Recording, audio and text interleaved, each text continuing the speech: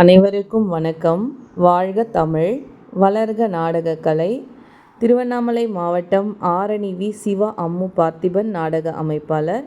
நம்மளுடைய ஆரணி சக்தி நாடகமன்ற டீம் தான் இப்போ நீங்கள் பார்த்துட்ருக்கீங்க. சக்தி நாடகமன்றம் டீம் பார்த்திங்கன்னா கொஞ்சம் லேட்டாக அவங்களோட ஃபோட்டோஸ் அனுப்புனாங்க. அதனால் சீக்கிரமாக ஷீல்டு அன்றைக்கி கொடுக்க முடியாமல் போயிடுச்சு. ஃபங்க்ஷனில் விருது கொடுக்க முடியாமல் போயிடுச்சு. அதனால் அவங்களோடதெல்லாம் ரெடி பண்ணி எல்லாமே ரெடியாக வச்சுருக்கேன். அதனால் நம்ம கலைஞர்கள் நம்ம பக்கம் நாடகத்துக்கு வரும்போது எல்லோரும் வந்திருந்தாங்க. இது நம்ம சக்தி நாடகமன்றத்தோட டீம். இது போல் இன்னும் நிறைய நடிகர்களுடைய இதெல்லாம் லேட்டாக கொடுத்துருந்தாங்க. அவங்களும் எல்லாமே ரெடியாக போட்டு வச்சுருக்கேன். நம்ம சிவாஜி 1, 2 அப்புறம் சர்வசக்தி இது ஏற்கனவே இதில் இருந்தது. அதன் வீடியோ நீங்கள் பார்த்துட்டீங்க. ஆனால் இவங்களுக்கும் கஷ்டப்பட்டு வீடியோஸ்க்கு வாய்ஸ்லாம் கொடுத்து பேசியிருந்தேன். அது என்னன்னு தெரியல, ஒரு டைம் மைக் ப்ராப்ளம் ஆகிடுது. வாய்ஸ் எல்லாமே மியூட்டாக போயிட்டு வாய்ஸே கேட்காம இருக்குது. எனக்கே கஷ்டமாக இருக்குது.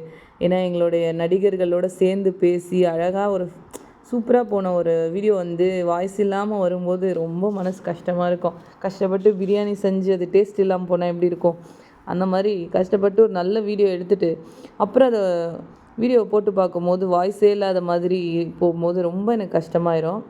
என்ன பண்ணுறது, இருந்தாலும் குழந்தைங்க அன்றைக்கே மேடையில் கொடுக்கறத நம்ம வீடியோவில் வரல. அதனால் இன்றைக்கி நம்ம அதை கொடுக்குறத வீடியோவாக போடணும் அப்படின்றதுக்காக அந்த வீடியோ உங்களுக்கு போடுறேன்.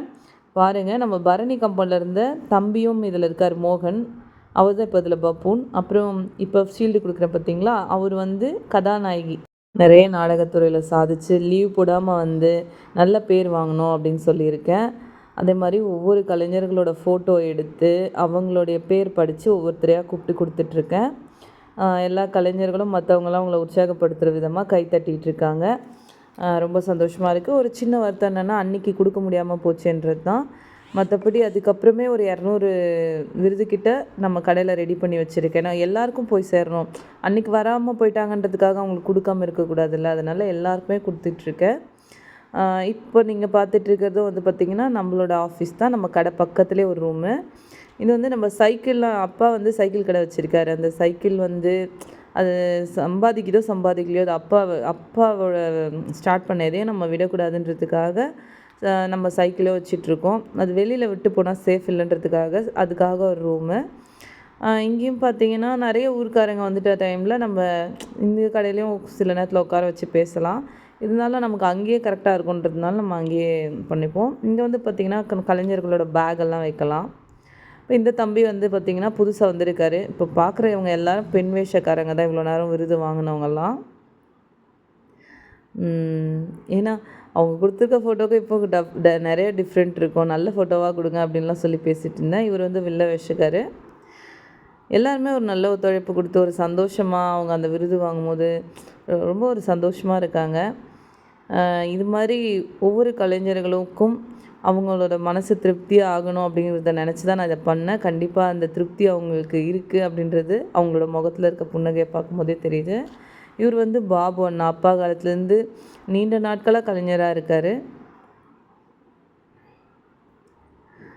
இவர் பெண் வேஷம் போடக்கூடிய ஜான் அப்பா. ஒரு சில நேரத்தில் மன்னர் வேஷமும் ஆடுவாங்க.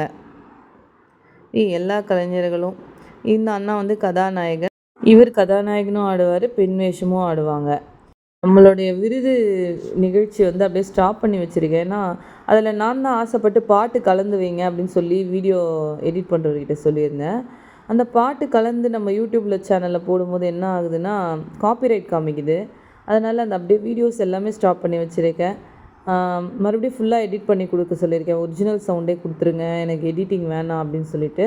அதனால் மறுபடியும் உங்களுக்கு நம்மளுடைய விருது கொடுத்த அந்த வீடியோ, அந்த நிகழ்ச்சி எல்லாமே உங்களுக்கு வீடியோவாக வரும். இப்போதைக்கு ஸ்டாப் பண்ணி வச்சுருக்கேன்.